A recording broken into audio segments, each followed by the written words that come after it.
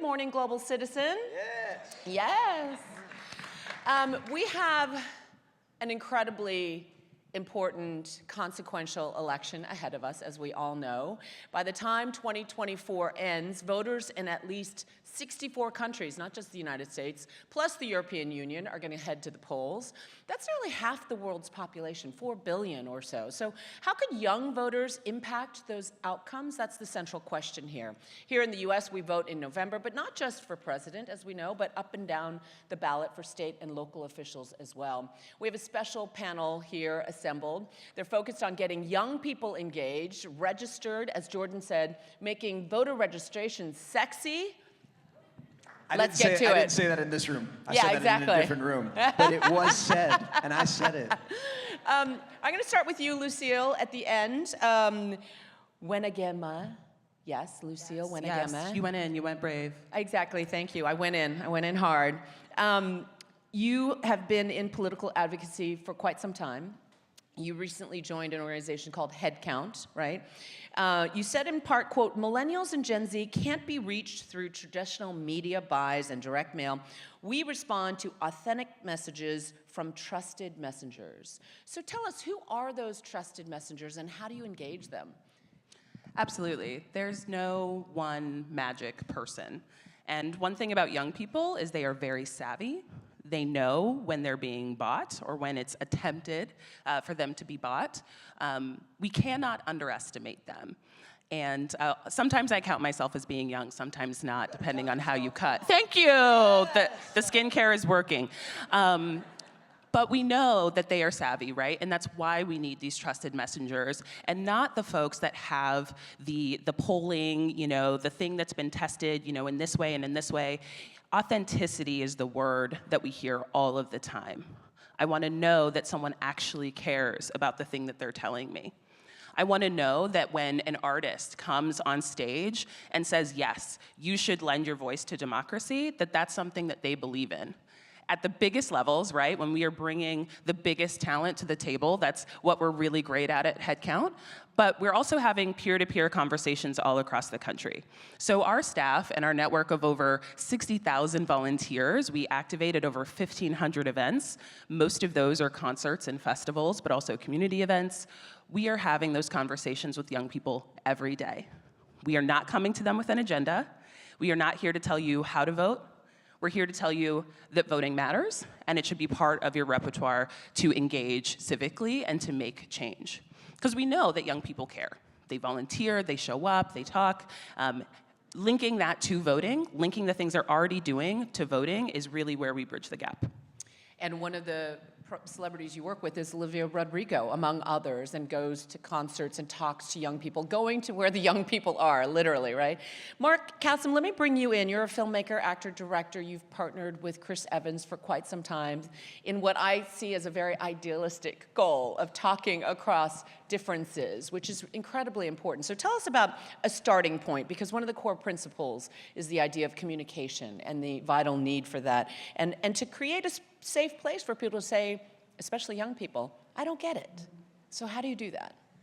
Yeah, I mean, the idea in the beginning was to find a way that people could feel comfortable not knowing stuff, right? Like, people don't start, and to your point, young folks, which feels weird for me to say, but young folks want to be engaged, but they don't like being talked down to, they don't like being sold, and they don't necessarily feel, people don't usually feel like there's an entry point for them, and they don't see themselves, they don't see themselves in the folks that are the messengers of information. So what we try to do is find a way to take things that are both obtuse and opaque and make them a little more clear and a little less scary by way of making short sound bites that are directly from the representatives themselves. That's the first thing we did. The other thing we did is we really focused on how we communicated that information.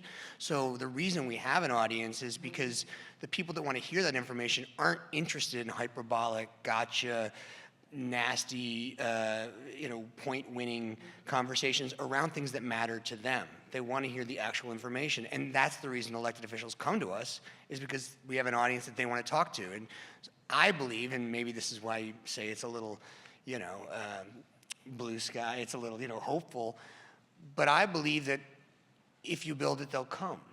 And that people go to these other places because that's where their audience is. But if you show them another way that it works to get their message out, then elected officials will come and talk to the folks that want to hear them. So we just try to create a place where people can feel comfortable being vulnerable enough to not know information, go then out and find more themselves, and empowered enough to then hopefully do things like vote. And in terms of talking across differences, you have people who hold different viewpoints talking to each other, which is critical. Jordan, you have spoken to young people from the Broadway stage on Hamilton, and as the first African-American in Dear Evan Hansen. But you're also a father of a young 2-year-old, and I know that you look at the future in ways that make you very concerned about political activism. And so tell us about young voter activation. How have you been involved in that? Yeah, I mean, I think at the end of the day, we want a planet for our kids to grow up and on. And I think that just like, to your point, the trusted messenger part of it, I think that's the genie in the bottle. The mountain, I think, that we have to get through, so much of it is just the fact that registration and the idea of, hey, are you registered to vote, is a daunting question for college students. Or high schoolers that are learning about their place in society and being able to vote and how that matters, why that matters, et cetera. I think that being able to be engaged on the topics that we want to hear about, that millennials, that Gen Z, that Gen Alpha, as they rear into these things, like figuring out what those topics are, because it is issues. That's what polls are saying anyway. It's issues that Gen Z really cares about. We want to hear about, yes, like student debt relief is great, but there's still mad loans that are insurmountable, and homeownership just in general is a non-starter for my son, and that to me it's just very frustrating as a dad that's just trying to figure out how to be a dad and know and see the the realm in which we're structuring this for our kids. And so, for me, as somebody that stays engaged in the gaming space and is, an artist and keeping my finger as much as I can on the pulse of what young people are saying and doing these days. Figuring out how to, like we were saying earlier, making voting sexy, making getting registered for voting sexy, making that a tangible thing for who we're trying to reach, and how in the world we make that authentic is my day-to-day. That's how I try to move the chains down the field as a producer. It's an uphill battle. Lucille, cycle after cycle, we talk about young people are going to make the difference this year. Young people, and then the exit polls show that they don't often show up. So last year from this stage, John Legend made a pledge to break records, both in terms of voter organizations in registration and turnout. How are you doing on that goal? Yeah, I want to start by sort of breaking down that lead, right? That, election after election, young people don't show up.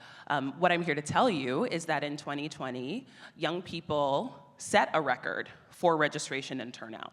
That's the record that we're looking to break. So more young people than ever in the United States registered and voted in 2020. That is huge. I do not want us to keep moving past that. Like, the premise is there. Young people are there. They are active. They are engaged. So in 2024, we accept that challenge excitedly, and we are moving not just on our own, but with really trusted partners. So I'm excited to announce here for the first time that we have adopted another organization, I'm a Voter, who you all might be familiar with.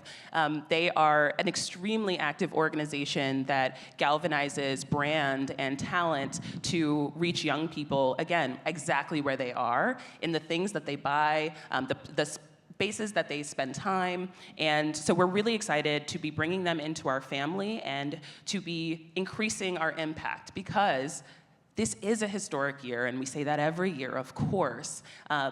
But every year is a historic year. Every year is a year where you can change what happens in your community, change what happens in your state, change what happens nationally. And so we're excited to be bringing I'm a Voter on to leverage talent, not just in music, but sports and entertainment, content creators, gamers, folks who are activating in culture already in these monumentous ways to meet a monumentous challenge, and not just for this year, for an entire generation, so that we don't have to have panels where we talk about how we reach young people. It's a given, right? And changing that dynamic, not just for today, but for generations to come. We're already talking about Gen Alpha, thank you for that, right? Because they are also tuning into this as well. They are also consuming this content and hearing what it's like to live in a world where they do believe that they can have change, but they don't really connect that to voting. And so this partnership we're very excited about is to flatten that mountain you were talking about, Jordan, right?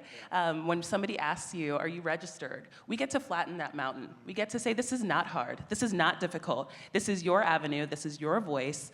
And we have the exact way for you to plug in every single time. So we're very excited. That's awesome. More records to break, for sure, Lucille. Jordan, you alluded to this a bit, but recent exit polls show that young people aren't necessarily engaged with the candidates, but with specific issues. So you talked about a couple of them. What are the issues that you think resonate most with young people? Yeah, I think that the idea of homeownership is a really big one. I think mass transit, job opportunities. These are the things that I'm just seeing on social media. These are the amount of videos that I've seen of college grads with 2 degrees that cannot find their space here. I know is very much a burdening issue that kids want to hear about. What in the world are we supposed to do with all of the loans and then the degrees that we get and then have to pay it off with what job? I think that And is how so do you much go of- about engaging young people with those issues? Well, then therein lies the question. Who is the trusted messenger?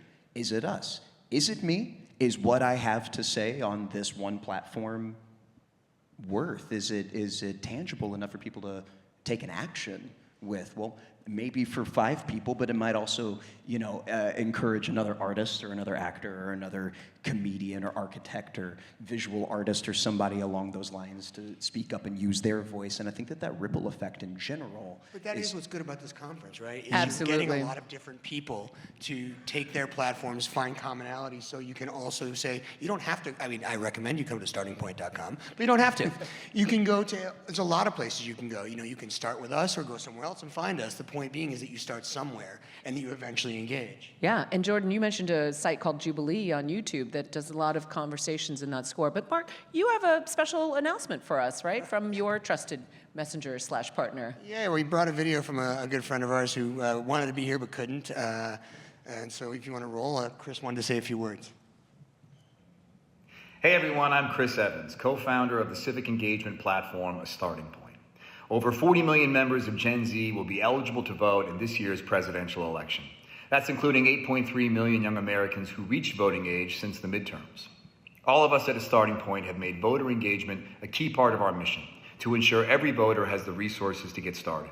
With thousands of local, state, and federal races this year, we're excited that ASP is teaming up with Global Citizen to help more Americans make a voting plan. Whether this is your first time voting or you're a more established voter, visit A Starting Point to get informed, prepare for the elections, and register to vote. So that's terrific. Always love hearing from Captain America. So Mark, we just talked about Starting Point partnering with Global Citizen. Give us some of the fun details. Well, if you want to get informed and learn about these issues in a way that we think, I don't know if I can say sexy, but fun and a great way to start, go to startingpoint.com. If you want to learn how to register to vote or see if you are registered to vote, you can go to HeadCount. And if you do both of those things, you can win 2 VIP tickets to the Global Citizens Festival in the fall, and you can follow them on X or Twitter, as it used to be known, formerly known as. And therefore register and go see that what will always be an incredible concert in the fall. That's incredible. Thank you all so much for joining us and for all of your wisdom and for all that you do in this space. It's incredibly important. Lucille, Mark, Jordan, thank you. Thank you. All right. Thank you Enjoy all. the rest of your day.